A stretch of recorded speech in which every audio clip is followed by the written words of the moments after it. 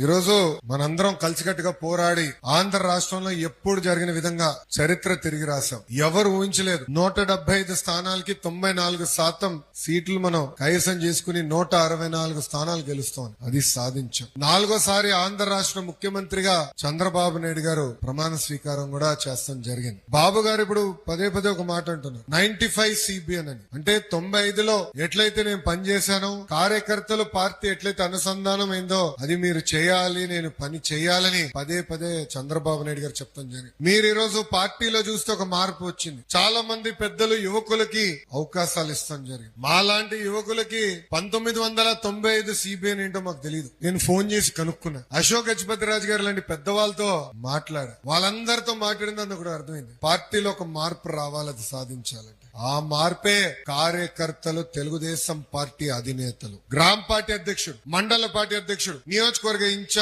Incharge మంత్రివర్యులు అందరూ కూడా అహర్నిశలు కార్యకర్తలకు అందుబాటులో ఉండాలా, వాళ్ళ సమస్యలు పరిష్కరించాలా. మీరందరూ ఒక్కసారి గాని చూస్తే ప్రతి వారం వెడ్నెస్డే నాడు కంపల్సరీ తెలుగుదేశం పార్టీ శాసనసభ్యులు గాని, తెలుగుదేశం పార్టీ ఇన్ఛార్జీలు కంపల్సరీగా కార్యకర్తల్ని కలవాలి, వాళ్ళ మనోభావాలు తెలుసుకోవాలి, అది పరిష్కరించాలని చాలా స్పష్టంగా చెప్పాం.